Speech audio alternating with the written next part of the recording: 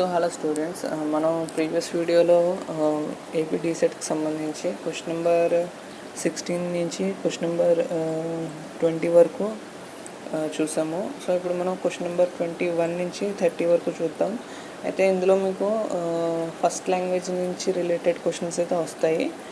And మనకి ఇక్కడ ఏంటంటే ఇంతకుముందు మనం జనరల్ ఇంగ్లీష్ చూసాము.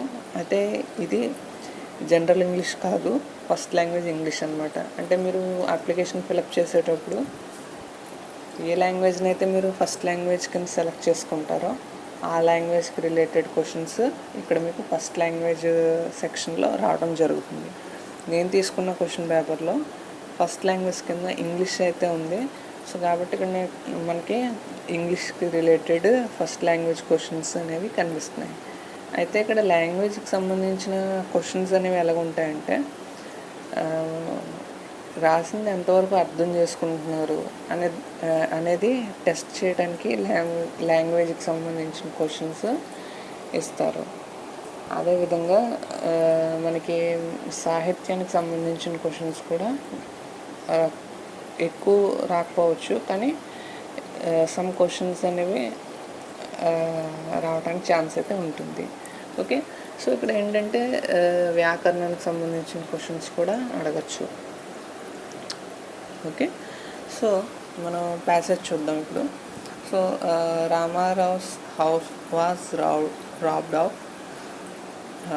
Venkateswararao, the inspector of police who was looking into the case, released the picture of the suspect and asked the people to look out for him.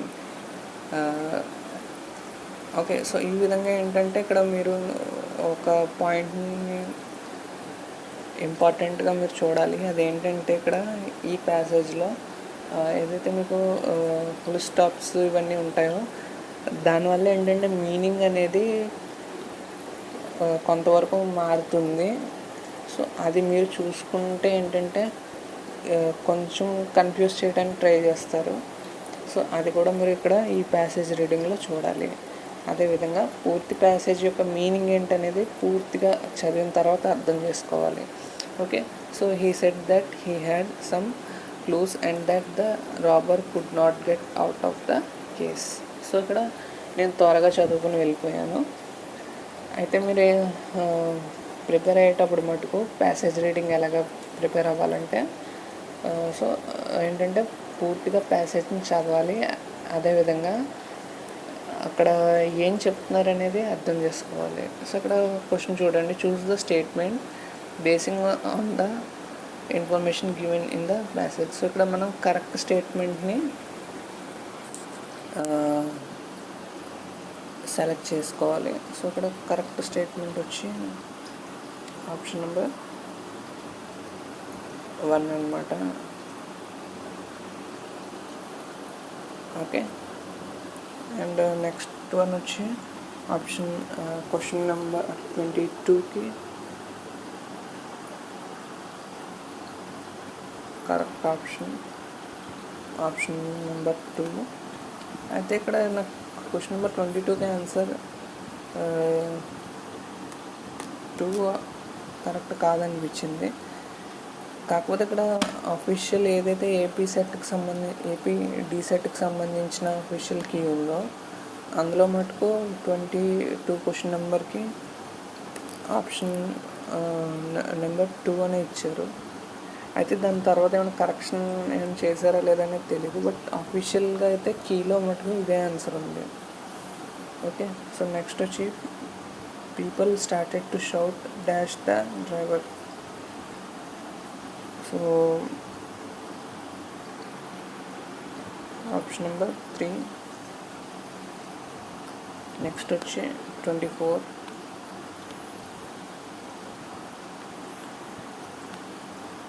So 24కి correct option వచ్చి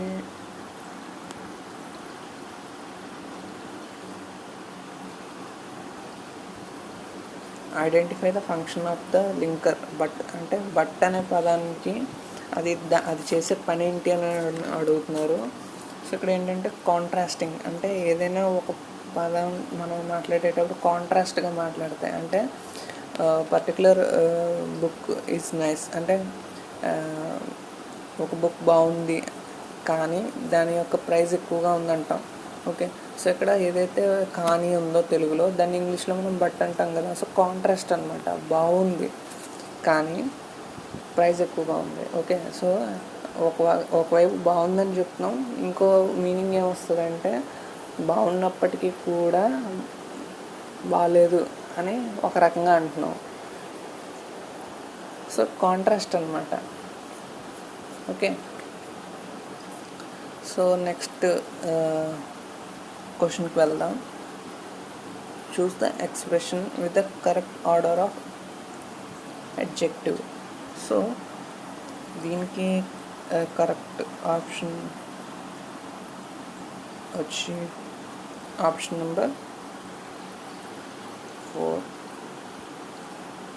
a nice silk sari. So ఇక్కడ మనం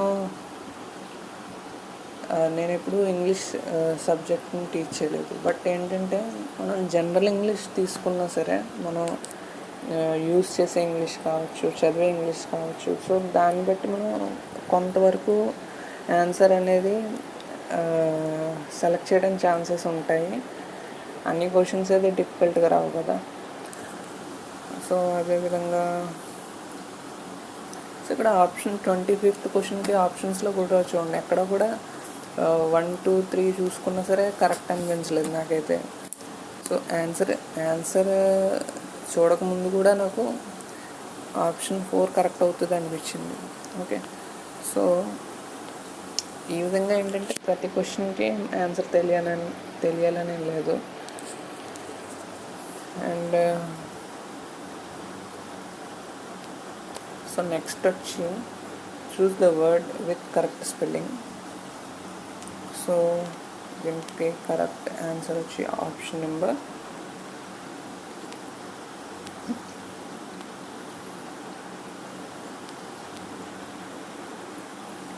option number 2.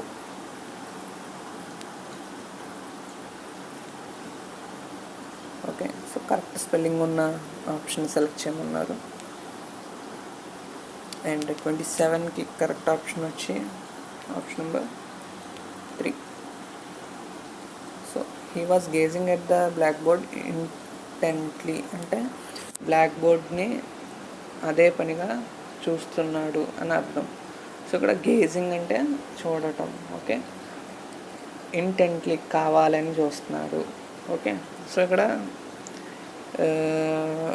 ఏమడిగారంటే choose the word that does not mean intently అంటే కావాలని చూస్తున్నాడు అనే పదానికి దానికి తగ్గ మీనింగ్ రాకూడదు. ఓకే, సో ఇక్కడ అటెంటివ్లీ అంటే అదే పనిగా, స్టడీలీ అంటే స్థిరంగా, కిన్లీ అంటే దీనికి కూడా సేమ్ మీనింగ్ వస్తుంది. సో ఇక్కడ ఇంటెంట్లీ కావాలి అనే పదానికి అర్థం రాకుండా ఉన్న వర్డ్ ఏంటంటే డిస్ట్రాక్టెడ్లీ అంటే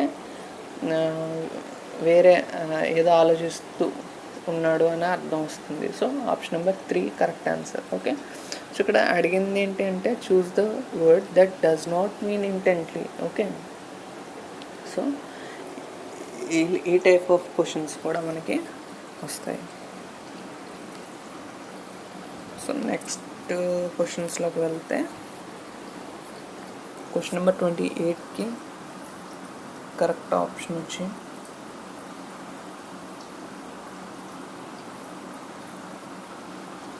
option number 2. Okay, and actually నేను సోషల్ బాగా టీచ్ చేస్తాను. అండ్ యాక్చువల్లీ అది కూడా నా సబ్జెక్ట్ కాదు. సో బట్ అయినప్పటికీ ఇంట్రెస్ట్ సోషల్ అంటే ఎనీహౌ. బట్ నేను ఈ టాపిక్స్ అన్నీ ఎందుకు అనాలిసిస్ చేస్తున్నానంటే సో ఒక ఎగ్జామ్ అంటే ఏంటంటే 100 మార్క్స్కి ఎగ్జామ్. ఓకే, సో ఒక టాపిక్ చెప్పి ఆపేస్తే మిగతా టాపిక్స్ అన్నీ ఉండిపోతాయి. అండ్ పార్ట్ ఏలో వీలైనంత వరకు వచ్చిన టాపిక్స్ డీటెయిల్గా అనాలిసిస్ చేయడం, అండ్ అంత తెలియని టాపిక్స్ ఏదైనా ఉంటే క్వశ్చన్ ఆన్సర్స్ చెప్పేయడం అంతే. అండ్ పార్ట్ బిలోకి వచ్చేసరికి ఏంటంటే సబ్జెక్టు సంబంధించిన క్వశ్చన్స్ వస్తాయి కాబట్టి ఒక సోషల్ ఒకటే చెప్తాను పార్ట్ బిలో. అండ్ మిగిలిన సబ్జెక్ట్స్ వాళ్ళకి మటుకు అది అంటే క్వశ్చన్ ఆన్సర్ ఒకటే చెప్తే అంత బాగోదు. సో మిగిలిన సబ్జెక్ట్స్ నేను చెప్పను పార్ట్ బిలో మటుకు.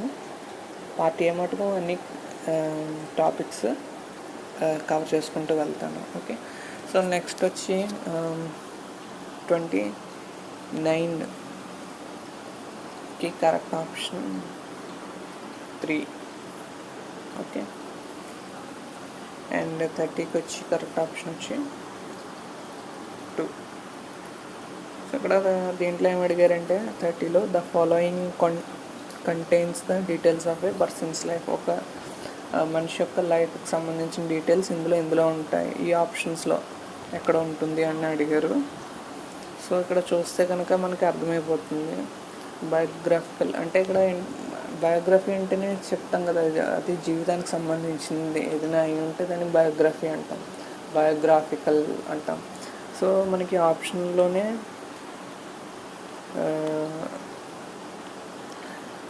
ఆప్షన్ మనం చదివితేనే తెలిసిపోతుంది answer. So okay, so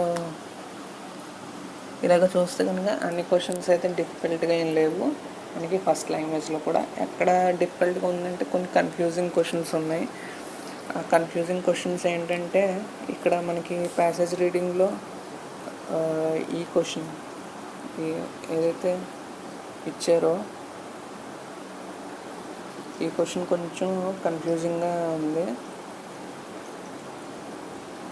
so అదేవిధంగా డిఫికల్ట్ క్వశ్చన్స్ ఇంకా ఏమున్నాయంటే దీంట్లో